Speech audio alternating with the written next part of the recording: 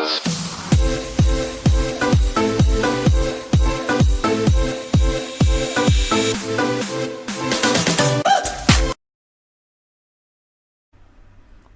up mga kaklista, mga katubike? So for today's video guys ay mag-unboxing tayo ng parcel natin na binili natin dito sa Dubai.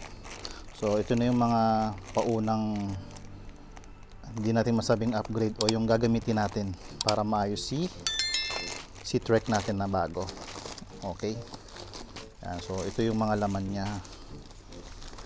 Alam nyo na rin to eh. Ayan. Ito yung handle grips na color orange. So ayan, ito ano ba to? Ano naman na ito? So ito na yung handle grips. Ito, kalimutan ko na ano ba to. Okay, ito na yung sa seat clamp natin para sa seat post. Okay, tapos ayan, ito na yung stand. Yan, may stand na tayo. Tapos wala na. Ito yung ano, yung bleeding kit. Okay, so sa mga susunod na video ay papakita natin to kung paano gamitin. Okay, so although may video na ako niyan eh, alam niyo na yan. Okay, pero siyempre nagawa pa rin natin ng video para makita natin yung journey ng ating bisikleta. Ayan siya, Easy MTB. Okay, kasi ito yung mineral oil niya. Yan. So itong mga to ay siguro ano na lang, mabilisang install na lang itong mga to. Okay. Yan. Ito. Yan. So ito time lapse ko na lang yung pag i-install ng mga ito. Okay. So pupunta na ako sa baba kasi nandito tayo sa kwarto. Dito tayo nag-unboxing. Doon nakapark yung Trek natin sa garahe. Okay mga klista, mga katubike, so punta na tayo sa baba. Sheesh, pero time lapse na lang yon, mabilisang setup na lang, mabilisang install. Ito lang, ito, tsaka ito. Okay, so yun lang, let's go, baba na. So yan mga kaklista, mga katubike, simulan na natin dito sa stand. Right, let's go. Madali lang naman to, may video na rin tayo nyan. Okay, ayan, diba? Goods na agad.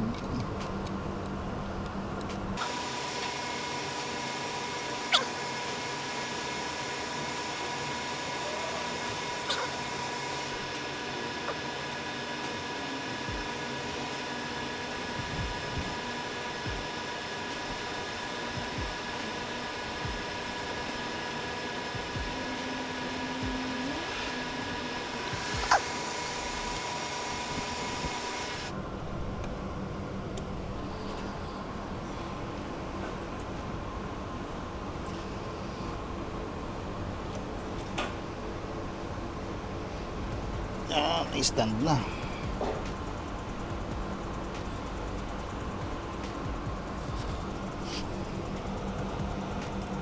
Ayun, ayos na. May stand na tayo.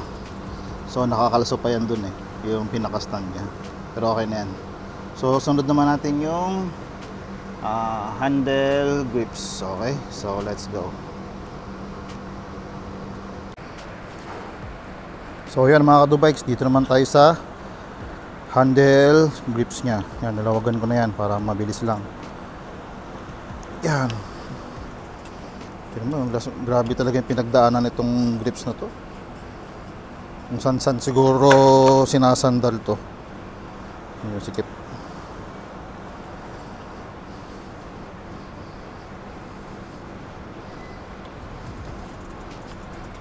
Yan show, no? Grabe yung pinagdaanan nito. So yung ipapalit natin ito. Hindi ko alam kung ano yung brand to eh. Basta grips siya. Tinerna ko na dun sa orange niya. Ayan oh. Sheesh. Ayos. So ito, lagay na natin to. Meron din pala siyang yan, may lock din. So ngayon lalagay na natin. Oh, diba? Ang pogi. So ngayon yung ano na lang, yung kung hanapin na lang natin yung comfortability niya. So ayan, Ayos na, sabay, higpit. Ang ganda ng kulay eh, no? Oh. Ayos, di ba? Lagay na natin. Ugi eh. Nagbumukhang mabilis eh. Yan, oh, di ba? Kabila naman. To. Yan.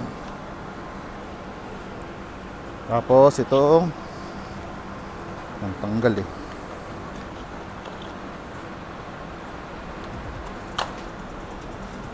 O ganoon din. Huwagan muna natin para makita ano maluwag. Daling ipasok.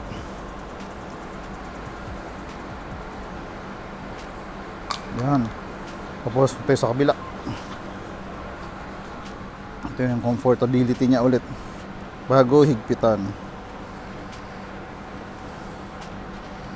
So balance lang dito sa kabila. So yan. Ayos. So higpit. Yan. So mura lang naman itong nabili ko na to. So ang aabangan natin ngayon kung mag-ano siya, yung magi-sticky siya tulad nung isa ko do sa trek, do sa Pinas.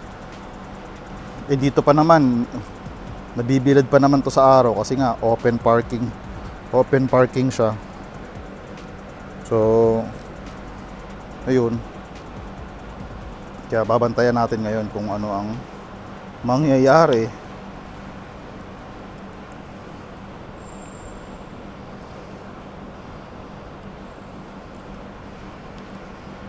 O yan, nice na. Adjust pa natin. Yan, okay.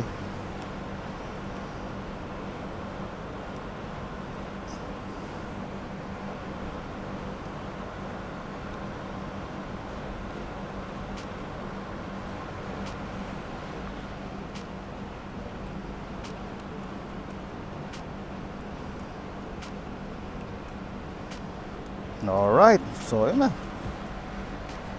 Guys, matapos na eh. Okay. Tapos na kagad.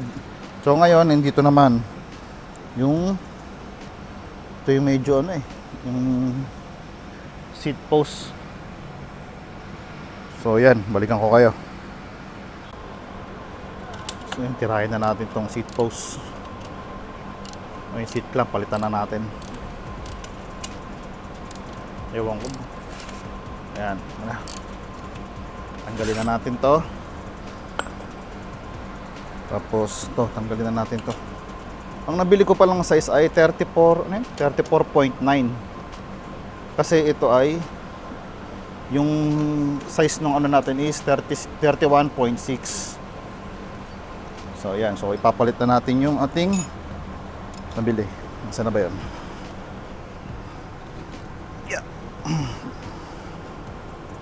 To.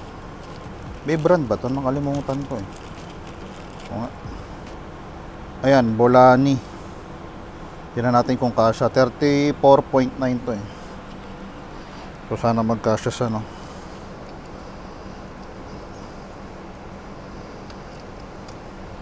Aywa. Kailangan ko lang pala ba natin? Teka lang papasok lang natin. So yun na mga Krista, mga Kadubikes, na-install na natin yung bagong seat clamp. Okay, so pwede natin ipasok to. And adjust lang uli natin yung height.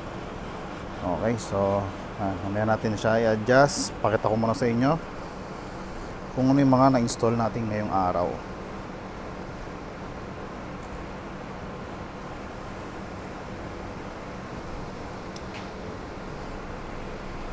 Yan, ayos na. Diba? Alright. So pakita ko sa inyo kung ano yung mga na-install natin parang i-walk around natin. Okay? Let's go. Okay, ayun na nga mga Kadubikes, mga kakalista, at na-install na natin yung mga paunang kailangan. Okay, so ayan yung seat clamp. Ito yung bike stand natin. Ayan. Okay, tapos itong under grip. So, di ba? Nagmukha na siyang bago ulit. Okay. So yun lang mga kaklistan at mga kadubikes, at sana ay kahit papano na-entertain naman kayo sa pag-install natin. Okay, so may move around pa akong nalalaman, no? Diba? Mainit na. So yun, ang abangan pala natin ngayon ay itong handle grips kung mag-i-sticky siya. Okay, so yun lamang mga klista, mga kadubikes, at naging okay naman yung mga pag-install natin. So unti-unti lang bibiisa natin ng konti ito. Okay, so yun lang mga kadubikes, mga kaklista, maraming salamat sa panonood nyo. God bless and ride safe. Sheesh. Okay na, may stand na, hindi na ako mahirapan mag-lock. Sheesh.